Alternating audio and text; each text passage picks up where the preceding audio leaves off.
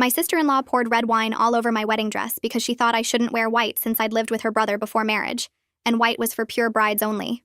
She walked up to me during the father-daughter dance, holding a full glass of Merlot and threw it directly at the bodice of my $8,000 dress, while announcing that now my dress matched my morals.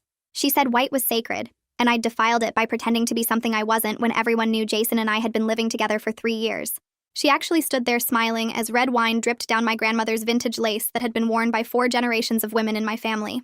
Megan told the shocked guests that someone had to stand up for traditional values, and she was doing them all a favor by showing what happened to women who wore white without earning it. She said I'd corrupted her innocent brother by seducing him into living in sin, and now I was corrupting the sanctity of marriage by wearing virginal white. She'd been planning this for months apparently, telling her friends she was going to teach me a lesson about respecting wedding traditions and knowing my place as a fallen woman. She actually brought 3 bottles of the specific red wine that stained the worst, and had been practicing her throw to make sure she'd hit the dress perfectly. Jason tried to calm everyone down, but Megan said he was blinded by lust, and didn't understand that I'd trapped him into marriage by already acting like a wife without the commitment. She said real brides waited until marriage to live with their husbands, and I was just playing dress up in a color I didn't deserve. The dress was completely ruined, and I had to finish my wedding reception in my reception dress, while everyone stared and whispered about what had happened. Megan spent the rest of the reception telling anyone who'd listen that she'd done the right thing, and someday everyone would thank her for having the courage to call out my hypocrisy. That's when I decided Megan needed to learn about consequences for judging other people's choices. I started with her all-white apartment that she was obsessively proud of, and posted about constantly on her home decorating blog. Everything in her place was pristine white, from the furniture to the walls to the dishes, because she said white represented her pure lifestyle and clean conscience. During a family dinner at her apartment, I accidentally spilled turmeric sauce on her white couch while reaching for bread. The yellow stain spread across the expensive fabric and wouldn't come out no matter how much she scrubbed. I apologized profusely, but mentioned that maybe white wasn't practical for someone who entertained so much, and color would hide life's little accidents better. Next came the white car that she'd special ordered and treated like a temple of cleanliness. I volunteered to help with groceries and accidentally left a basket of berries on her leather seat during a hot day. The berries burst and leaked purple juice onto the white leather, creating permanent stains that she couldn't remove. When she discovered it, I innocently suggested that white cars were impractical, and maybe she should have chosen a color that could handle real-world use. The real justice came with Megan's own wedding planning when she got engaged to Paul 6 months later. She'd been planning her perfect white wedding since childhood, and ordered a $12,000 pure white dress with white shoes, white veil, and white jewelry to match. She bragged constantly about how she'd earned the right to wear white because she'd saved herself for marriage, unlike some people. At her bridal shower, I gave her a special gift of expensive white lingerie for her wedding night, but I'd washed it with a single red sock first. When she opened it in front of everyone, the lingerie was stained pink and ruined. I gasped and said the store must have made a mistake, but everyone saw the symbolism of her white things being tainted. During her bachelorette party, I arranged for the bartender to only serve red wine, and made sure Megan's white outfit got splashed repeatedly by accident. Her white pants, white top, and white shoes all ended up stained with wine by the end of the night. I kept apologizing and saying white was just so hard to keep clean when you were actually living life instead of just posing for pictures. The masterpiece was at her wedding when I wore the exact same shade of white as her bridesmaids, but in a slightly different style. When people asked why I was in white at someone else's wedding, I loudly explained that Megan had taught me that clothing colors were just fabric, and didn't mean anything about someone's character or choices. I said she'd shown me at my wedding that judging people by their outfit choices was more important than celebrating love, so I was honoring her values by wearing whatever I wanted. Throughout her reception, I made sure to be in every photo wearing my white dress that was almost identical to her bridesmaids, ruining her color scheme and aesthetic. Her wedding photos all had me standing out in white when I should have been in the assigned navy blue. Next morning, I woke up alone in our bed and knew Jason hadn't come home. I checked my phone and saw 3 missed calls from Valentina and a text that said we needed to talk today. My stomach dropped because I knew what was coming, but I'd been so focused on my victory at the wedding that I hadn't thought about the consequences. I drove to the Walker house expecting to explain myself and have Jason back me up like he always did, but when I walked in, the whole family was sitting in the living room waiting for me. Valentina sat on the couch next to Jason, who wouldn't look at me, while Randolph stood by the fireplace with his arms crossed, looking more serious than I'd ever seen him. Jason's aunt and uncle were there too, plus his grandmother who'd flown in for the wedding and hadn't left yet. Valentina started by saying everyone needed to address what happened at Megan's wedding, because my behavior had crossed a line that couldn't be ignored. I opened my mouth to remind them about the wine incident at my wedding, but Randolph cut me off and said they all knew what Megan did was wrong, but that didn't excuse me deliberately ruining her wedding day.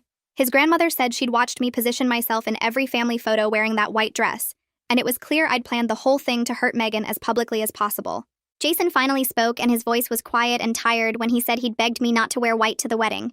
He told his family that we'd fought about it for weeks, and I'd promised to wear the navy dress but then showed up in white anyway, and acted like it was some kind of lesson I was teaching his sister. Valentina asked if I understood that I'd become just as mean and judgmental as Megan, using a family celebration to humiliate someone in front of everyone they loved. I tried to defend myself by listing everything I'd done to Megan over the past months, thinking they'd see it was justified, but their faces just got more upset as I talked. Jason stood up and said he couldn't believe I was still trying to justify months of calculated revenge like it was something to be proud of. He said watching me smile for wedding photos while deliberately ruining his sister's aesthetic made him wonder who he'd actually married. I felt my face get hot and told him he was supposed to be on my side, but he said being on my side didn't mean supporting me when I was wrong. Randolph said I needed to leave and give them time to talk as a family, and the way he said it made it clear I wasn't included in that family anymore. I drove home crying and angry because they were all acting like Megan was the victim when she'd started everything by dumping wine on my grandmother's dress. I spent 2 days alone in our house replaying the conversation and convincing myself I was right. I looked at Megan's wedding photos on social media, where I stood out in every single one wearing white, and at first I felt satisfied, but then I just felt empty. The photos showed Paul looking at Megan like she was his whole world, despite my sabotage, and her smile was genuine even with me lurking in the background. I realized my months of revenge hadn't actually hurt her happiness with Paul. It had just made me look petty and mean to everyone who mattered. Jason came home on the 4th day to pack a bag and told me he was staying at his parents' house until he figured out what he wanted. I asked if he was leaving me, and he said he didn't know, because the person who spent months plotting revenge against his sister felt like a stranger. He said he'd fallen in love with someone kind and fun, not someone who held grudges and planned elaborate ways to hurt people. I watched him pack his clothes and toiletries and wanted to apologize, but the words stuck in my throat. After he left, I sat on our bed and looked at our wedding photos that I'd finally gotten from the photographer. The ceremony pictures were beautiful, with my dress still perfect and clean, showing me and Jason looking at each other like we were the only people in the world. Then came the reception photos where my dress was stained red and I was wearing my backup outfit, but the worst part was my face in those later photos. I looked angry and hurt instead of happy, and you could see in my eyes that I was already planning revenge instead of enjoying my own wedding. I realized Megan's wine attack had stolen my joy that night, but then I'd let it steal the next 8 months of my life too. Valentina called and asked to meet for coffee, and I almost said no, because I expected more lectures about my behavior. We met at a cafe near her house, and she looked tired when she sat down across from me. She told me that Jason and Megan had a huge fight after I left the family meeting, where he finally confronted her about throwing wine on my dress. Megan had tried to justify it with her purity beliefs, but Jason said her judgmental cruelty had started a war that was destroying his marriage. Valentina said she'd never seen Jason so angry at his sister, telling her that her obsession with other people's choices had turned her mean and self-righteous. I felt a weird satisfaction hearing that Jason had defended me, but then Valentina said Megan cried and admitted she'd been horrible at my wedding. She said Megan knew the wine throwing was wrong, but she'd been so caught up in her beliefs about purity and tradition that she'd convinced herself she was doing something righteous. Valentina looked at me and said both her children had married people who brought out their worst sides during this whole mess. I admitted that wearing white to Megan's wedding wasn't about teaching her a lesson anymore. It was about making her feel as small and judged as I felt when wine dripped down my grandmother's lace. Valentina said she understood my anger, but asked if destroying my marriage was worth the satisfaction of ruining Megan's wedding photos. We talked for 2 hours about everything that had happened, and for the first time someone acknowledged how much Megan's attack had hurt me, without immediately defending her. But Valentina also made me see that I'd let that one horrible moment define me for 8 months, turning into someone who plotted and schemed instead of just cutting Megan out of my life. Jason agreed to meet me at a restaurant because he said our house had too many bad memories right now. I got there early and practiced what I wanted to say, but when he walked in looking exhausted, all my prepared words disappeared. I apologized for putting him in an impossible position between his wife and sister, and for letting revenge become more important than our marriage. He said he was sorry too for not standing up to Megan more after the wine incident, admitting he'd tried to keep peace by avoiding conflict instead of actually addressing the problem. We talked about how we'd both handled things wrong, him by pretending it would blow over, and me by turning into someone obsessed with payback. Jason said he still loved me, but he needed to know I could stop justifying what I'd done and actually make things right. I told him I wanted to try couples therapy because I didn't want to lose him over Megan's judgment and my need for revenge. He agreed to look for a therapist who specialized in family conflict, and we left the restaurant without solving everything, but at least talking honestly for the first time in weeks. We found a therapist named Dr. Lawson, who had experience with extended family issues, and asked us both hard questions about what we wanted from our marriage. In our first session, I tried to explain all the ways Megan had hurt me, but Dr. Lawson stopped me and asked what I'd done to address the hurt besides planning revenge.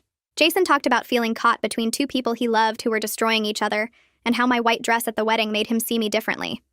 Dr. Lawson asked if we were both willing to do the work of rebuilding trust and setting boundaries with family, and we both said yes, even though it felt scary. Our third session hit different. because Dr. Lawson asked me directly if wearing white to Megan's wedding was about justice, or about wanting her to feel humiliated like I did. I sat there trying to come up with the right answer, but finally admitted it wasn't about justice anymore by that point. I wanted Megan to look at her wedding photos and feel the same shame I felt every time I looked at mine with wine stains all over my grandmother's dress. Dr. Lawson asked if that moment of triumph was worth potentially losing my marriage, and I had to say no, because watching Jason pack his bag had hurt worse than anything Megan ever did. Jason reached over and held my hand during that session, and I knew we were starting to find our way back to each other. 2 weeks after that breakthrough session, Jason moved back home, but everything felt different and careful between us. He unpacked his bag slowly, like he wasn't sure he was staying, and we moved around each other in the kitchen like polite strangers. We were both trying to rebuild something that felt broken, knowing it would take more than apologies to fix the damage. I caught him looking at me sometimes with this sad expression, like he was trying to find the person he married underneath the person who'd spent months plotting revenge. I was working on understanding why Megan's judgment had consumed me so completely, instead of just cutting her out and moving on with my life. Dr. Lawson helped me see that I'd given Megan power over my happiness by making her the center of my world for 8 months. Valentina called to say Megan and Paul were coming back from their honeymoon, and she wanted to arrange a family meeting with a professional mediator. I told Jason I didn't want to face Megan, but he said we couldn't avoid her forever when we were part of the same family. Dr. Lawson agreed that avoiding Megan wasn't realistic, and helped me prepare for the mediated conversation by practicing what I wanted to say. The meeting was scheduled at a neutral office with a mediator named Ava who specialized in family conflict resolution. I walked into that office feeling sick because I hadn't seen Megan since her wedding when I'd been wearing white and smiling for every photo. She sat across from me looking tan from her honeymoon but also nervous, while Paul sat next to her holding her hand. Valentina and Randolph were there too, along with Jason who sat beside me but not touching.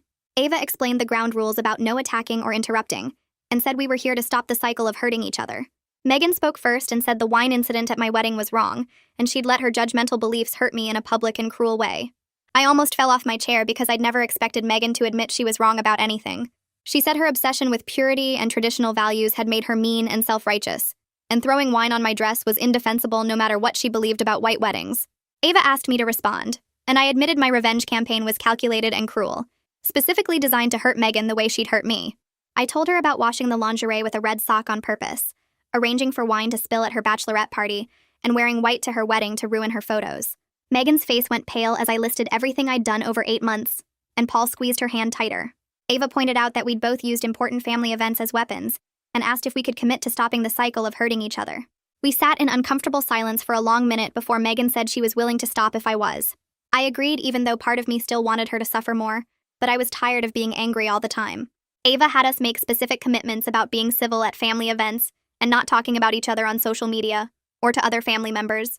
We didn't become friends or even say we liked each other, but we agreed to exist in the same family without actively trying to destroy each other. Megan admitted her purity obsession had turned her judgmental and mean, while I admitted my revenge obsession had made me lose sight of what actually mattered in my life. We left that meeting without hugging or making plans to hang out, but at least we weren't planning each other's destruction anymore. Jason and I continued seeing Dr. Lawson every week, and slowly rebuilt our connection through honest conversations about boundaries and family. He started setting clearer limits with Megan about her judgmental comments, telling her that her beliefs didn't give her the right to criticize other people's choices. I worked on letting go of resentment instead of feeding it and turning it into elaborate revenge plots that consumed my time and energy. Dr. Lawson helped us see how we'd both contributed to the crisis, him through avoidance and me through escalation, and we practiced better ways to handle conflict. 3 months after Megan's wedding, we attended a family dinner at Valentina's house that felt awkward, but not hostile. Megan and I said hello to each other and made small talk about work and the weather, without any sharp comments or meaningful looks. Paul seemed relieved that we weren't attacking each other, and Jason relaxed enough to actually enjoy dinner instead of watching us nervously. I sat at that dinner table eating Valentina's lasagna, and realized this uncomfortable piece was probably the best outcome possible. Megan and I would never be close friends who got coffee and shared secrets, but we could exist in the same room without plotting destruction. Dr. Lawson helped me understand why Megan's wine attack had triggered such intense rage in me beyond just the ruined dress. She said it felt like public judgment of my worth and choices in front of everyone I loved, making me feel exposed and ashamed. Working through why I cared so much about external validation helped me let go of needing Megan to suffer perfectly, or apologize in exactly the right way. I realized I'd given Megan's opinion too much power over how I saw myself, letting her judgment define me instead of just dismissing her narrow views. The rage I'd felt watching wine drip down my grandmother's lace had been real and justified, but feeding that rage for 8 months had turned me into someone I didn't recognize or like. Jason and I started having real conversations instead of avoiding anything that might turn into an argument, We talked about money when bills came in instead of letting them pile up until one of us exploded. We discussed his family before events instead of pretending everything was fine, and then fighting in the car afterward. The therapy sessions taught us how to disagree without attacking, how to say we were hurt without blaming, how to listen when we wanted to defend ourselves. Our marriage felt different now. More careful, maybe, but also more solid because we'd tested it and it hadn't broken. We knew we could survive a crisis and come out the other side still together, which made the day-to-day stuff feel less scary. I stopped walking on eggshells around Jason, worrying he'd leave again, and he stopped avoiding difficult topics because he'd already faced the hardest one. We were building something new on top of the ruins of what the wine incident had destroyed, and this version felt more honest even if it wasn't as easy. I was waiting for my coffee at the local shop when I saw the wedding photographer standing at the pickup counter. She recognized me immediately, and her face went through about 5 different expressions before settling on awkward. She walked over and asked how I was doing, and I could tell she was thinking about my wine-stained dress and the chaos she'd captured on camera. She mentioned she still had all the photos from my reception, but hadn't delivered them because she wasn't sure what I wanted after everything that happened. She said she'd kept them on her hard drive waiting for me to reach out, but I never had, so she just left them there. I asked her to send them anyway because hiding from that day wouldn't change what happened, and some of the earlier photos with my family were still important to me. She looked relieved and said she'd email the full gallery that afternoon, then asked if I was sure I wanted the reception photos too. I told her yes because they were part of the story, even if they weren't the part I wanted to remember. Jason came home that evening and found me sitting on the couch with my laptop open to the wedding photo gallery. He sat down next to me and we scrolled through the ceremony images first, the ones where my dress was still perfect, and we were just 2 people getting married. My grandmother's lace looked beautiful in those photos, white and pristine against the garden background, and our faces showed nothing but happiness. We looked at photos of us exchanging vows, kissing after being pronounced married, walking back down the aisle hand in hand. Those images felt like they belonged to different people, a version of us who didn't know what was coming in a few hours. Then we reached the reception photos, and there was the wine, red and spreading across white fabric, my face shocked and Megan's triumphant. The photographer had captured the whole thing in brutal detail, every moment of my humiliation preserved forever. Jason put his arm around me while we looked at those images, and neither of us said anything for a while. The wine-stained photos hurt to see, but they also reminded us how fast things could fall apart when people cared more about being right than being kind. 6 months had passed since the whole mess started with Megan's wine attack and my revenge campaign that almost destroyed my marriage. I was still married to Jason, which felt like an achievement after how close we'd come to divorce. My relationship with Megan had settled into cold civility, where we could attend family dinners without attacking each other, but would never be friends. I'd learned that revenge didn't actually heal humiliation no matter how perfectly executed, and that getting vindication by ruining someone's wedding photos came at a cost I almost couldn't afford. I'd gotten my moment of triumph wearing white to Megan's wedding and watching her face when she realized her photos were ruined, but that moment had cost me Jason's trust and turned me into someone I didn't recognize. The person who spent months plotting elaborate revenge against her sister-in-law wasn't the person Jason had married, and I was working every day to be that original person again, instead of the bitter, vindictive version Megan's judgment had created. My $8,000 dress was still ruined in a box in our closet. Megan's wedding photos still had me standing out in white, and both of us had learned that attacking each other only made everything worse.